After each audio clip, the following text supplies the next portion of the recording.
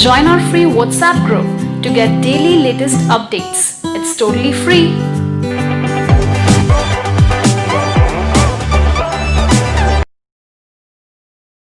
Part 1. You will hear a woman talking to a man who works in a tourist information office. First, 1 to 10.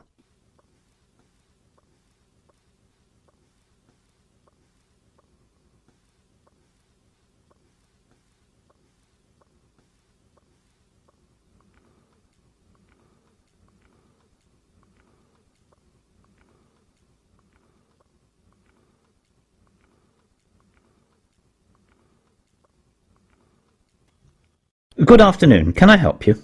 I hope so.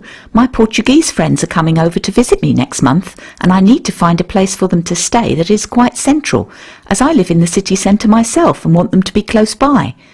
Can you recommend anywhere? Yes. A few places instantly spring to mind. What about Belvedere Gardens Hotel? Despite what the name might suggest, it's right in the city centre, on Main Street, opposite Grimes Tower. How much is it per night, please? Quite reasonable given the location. $50, and that is inclusive of a continental breakfast. Oh, that sounds nice. What about other meals? Do you have to pay extra for them? Yes. Unfortunately, lunch and dinner are not included in the price. The hotel does have a very fine restaurant, though, and I would thoroughly recommend the buffet dinner there. Customers should be seated by 7:30 in the evening when the buffet starts. I'll keep it in mind. Is there anywhere else you can think of? Certainly. The Belfield Grand is always a popular choice. It's located a little further out, though, on the south side of Edgware Common. Perhaps that's too far from the city centre. Not really. It's only a few stops on the subway. Depends on the price. Believe it or not, the Belfield is more expensive than Belvedere Gardens, $55. Oh, that's no good. Mind you, there is a $10 discount offered to customers who have booked online. There's also the fact that the price is inclusive of all meals, breakfast, lunch and dinner, served in the guests' lounge. Before listening to the rest of the conversation, you have some time to look at questions 7 to 10.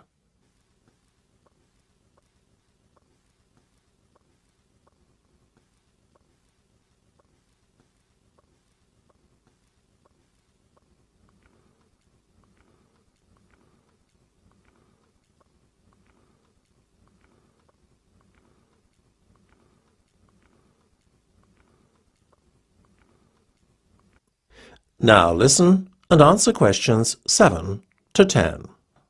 I like the sound of this hotel more and more. The Belfield, then, so far. Is there anywhere else? Well, you should also consider the Maple View. I don't think I'm familiar with that one. You should be. It's right in the heart of the city, next to the entrance to the pedestrian zone that runs along High Street. Sounds lovely being so close to the shops. Tell me more. It gets better. The price per night is only $28 on weekdays, though an additional $12 is charged on weekends and bank holidays. Sounds like great value for money. It is. That's why you have to book well in advance of your stay. How soon should I book then? Yesterday might not be soon enough. Yikes! I'd better get cracking. Thank you so much for your help. You're very welcome. That is the end of part 1. You now have half a minute to check your answers.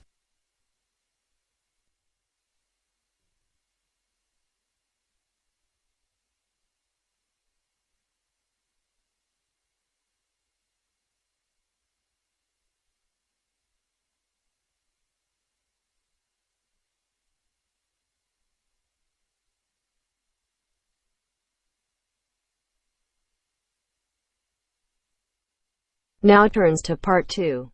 Part 2.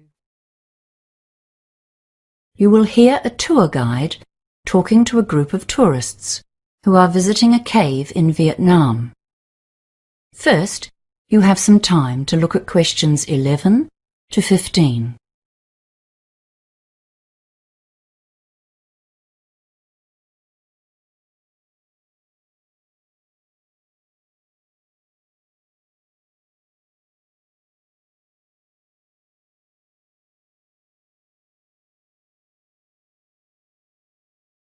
Now listen carefully and answer questions 11 to 15. Good morning, everyone. Welcome to our visit to one of the most famous caves in Vietnam. As you know, this cave is famous for its wildlife, and one of the creatures you will observe in here is the small cave cockroach. They live mostly on the bird and bat droppings that are so plentiful in the caves. The guardrails along the trails are covered with these droppings, and this makes a feast for the cockroaches, so be careful where you put your hands. They will not harm you, but it can be a shock if you touch them. Once you're in one of the main caves, look out for the green centipedes. They will not be on the trail, but can often be seen on the wall close by. They feed on other insects and are fascinating to look at because of their colour and, of course, their many legs. Please do not try to pick one up, though. These centipedes have a very nasty poisonous bite.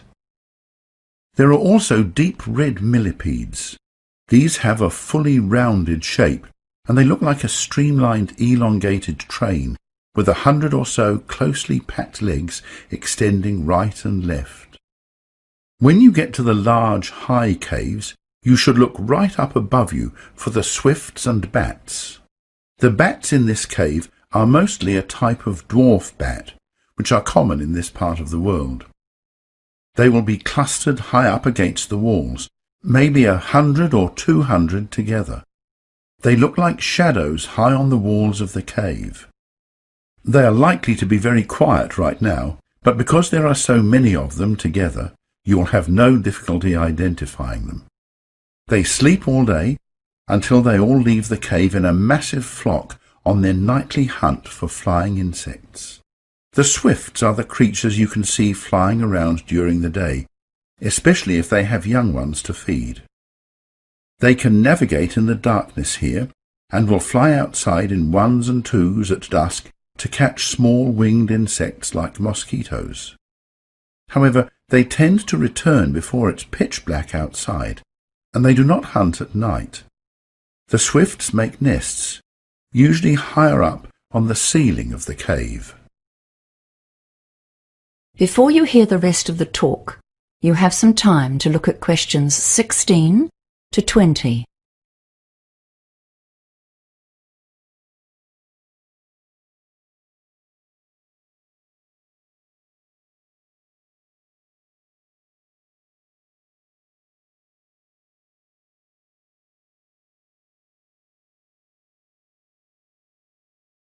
Now listen and answer questions 16 to 20. The paths tend to run around the edges of the large caves. Mostly this is because the centre is a mound of guano, the bird and bat droppings. This is also the source of the strong smell inside the caves.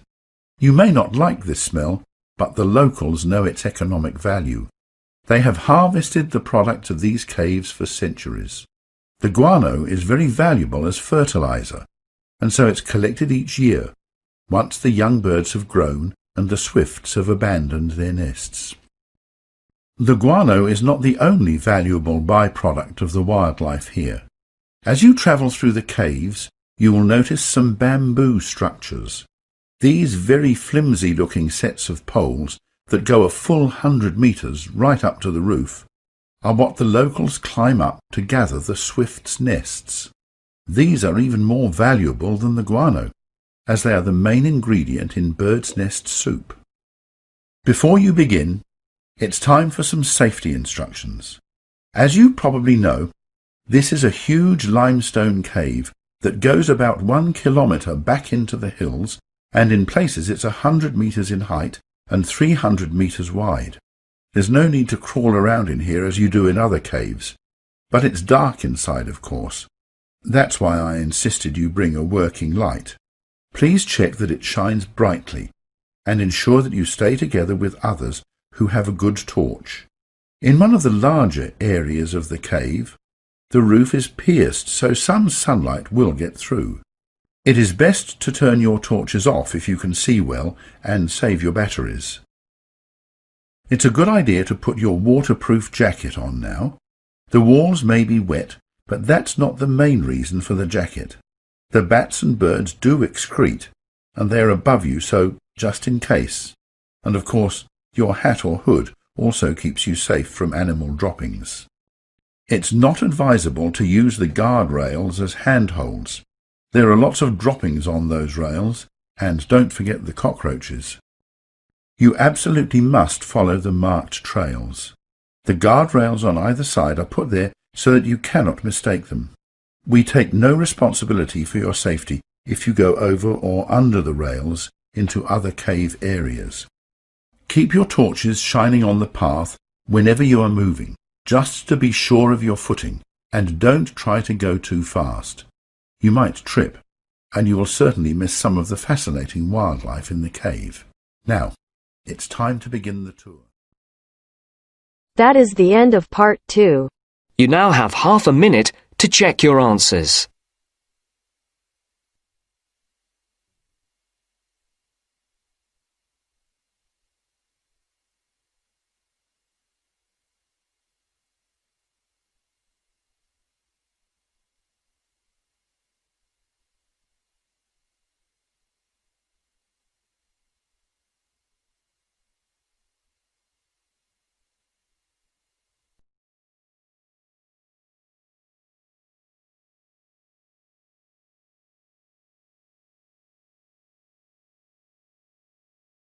Now turns to part 3.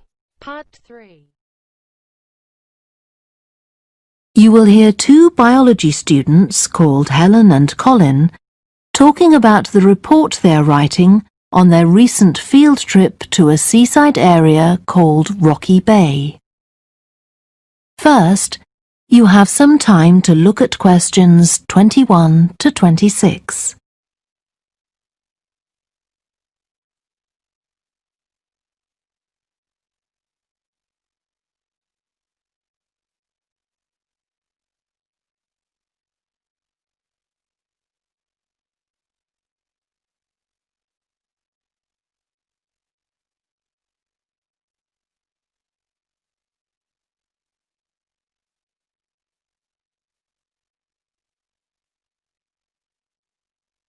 Now listen carefully and answer questions 21 to 26.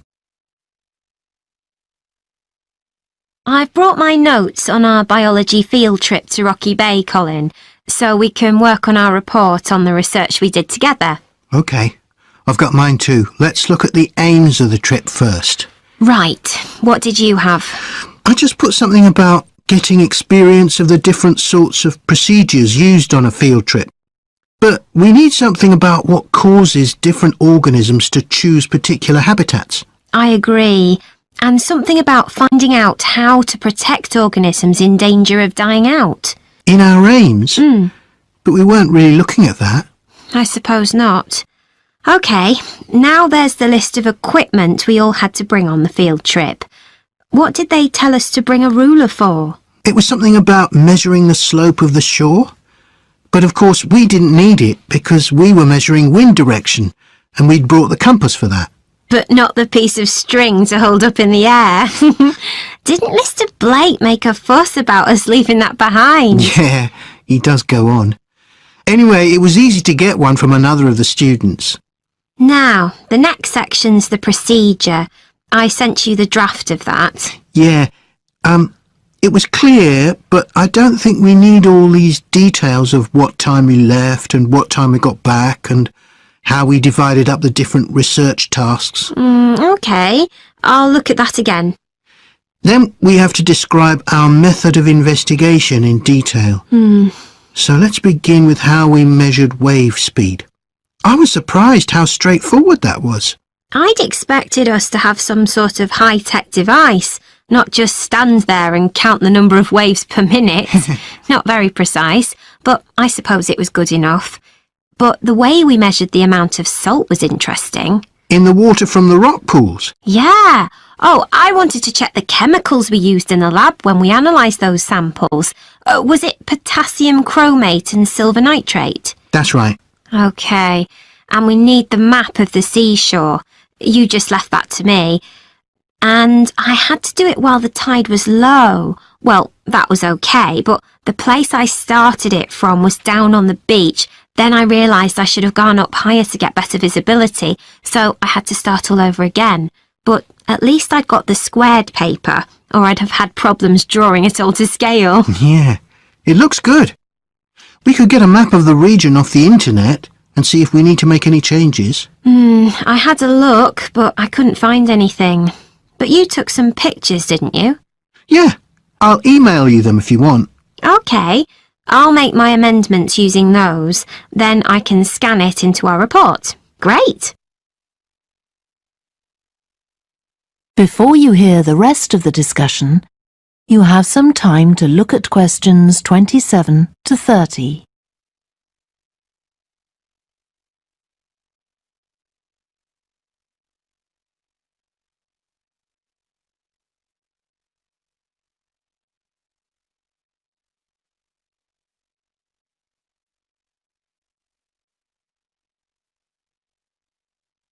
Now listen and answer questions 27 to 30. Now, when we get to our findings, I thought we could divide them up into the different zones we identified on the shore and the problems organisms face in each zone. So for the highest area... The splash zone. Yeah, we found mostly those tiny shellfish that have strong hard shells that act as protection. But not from other organisms that might eat them. Predators. No, that's not the main danger for them, but the shells prevent them from drying out because they're in the open air for most of the time. Right. And since they're exposed, they need to be able to find some sort of shelter or cover themselves up so they don't get too hot. Then in the middle and lower zones nearer the sea, we need to discuss the effects of wave action. Yes, and how organisms develop structures to prevent themselves from being swept away or even destroyed by being smashed against the rocks. I haven't done anything on the geological changes. I don't know what to put for that. No, we weren't concentrating on that. Maybe we need to find some websites. Good idea. I've got the lecture notes from Mr. Blake's geology course, but they're too general. But we could ask him which books on our reading list might be most helpful. Right. OK. Now, I did a draft of the section of sources of possible error in our research, but I don't know if you agree. For example, the size of the sample and whether it's big enough to make any general conclusions from. But I thought actually we did have quite a big sample. We did.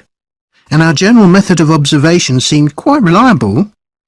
But we might not be all that accurate as far as the actual numbers go. Yeah, we might have missed some organisms, if they were hiding under a rock, for example. I wasn't sure about the way we described their habitats. I decided it was probably okay. Yeah, and the descriptions we gave of the smaller organisms, they weren't very detailed, but they were adequate in this context. I'm not sure we identified all the species correctly, though. Okay. We'd better mention that. Now, how are we going to... That is the end of part 3. You now have half a minute to check your answers.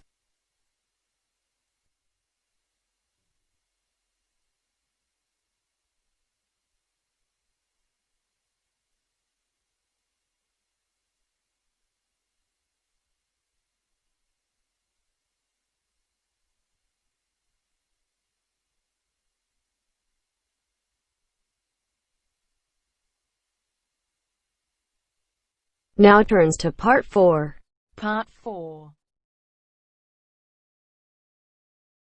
You are going to hear a lecture about various issues in land management and ownership systems by Professor Fred Roberts. You now have some time to read questions 31 to 40.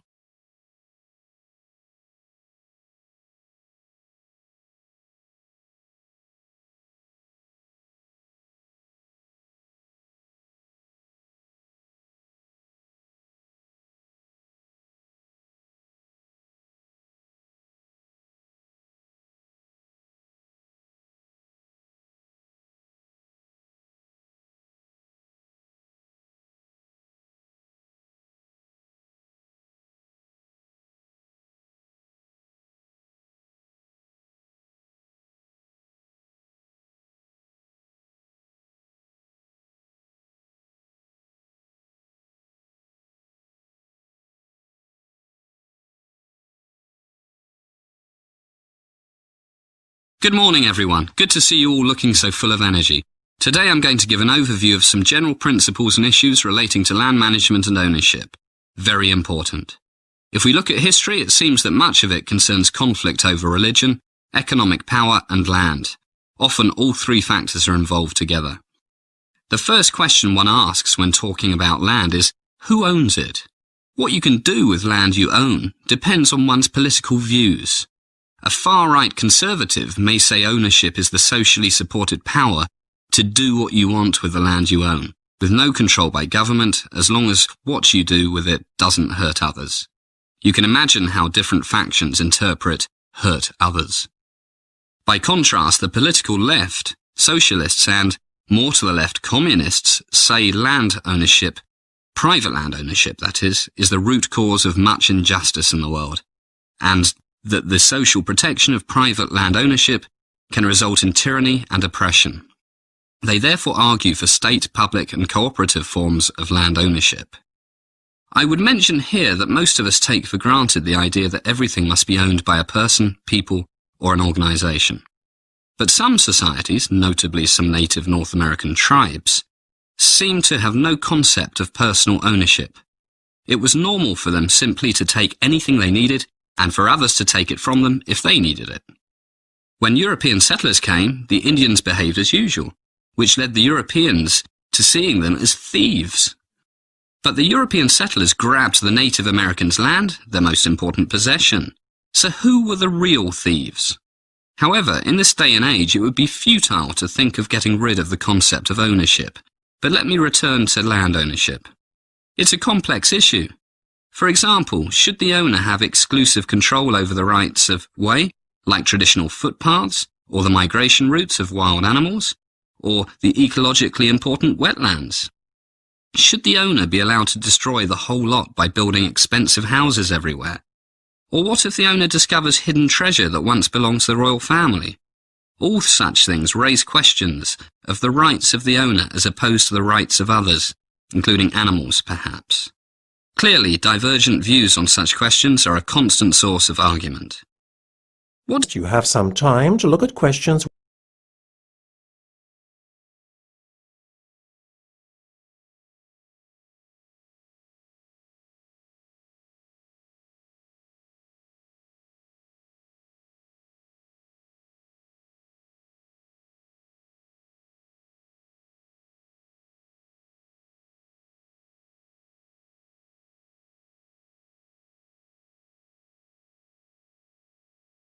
What did the classical economists say about land ownership?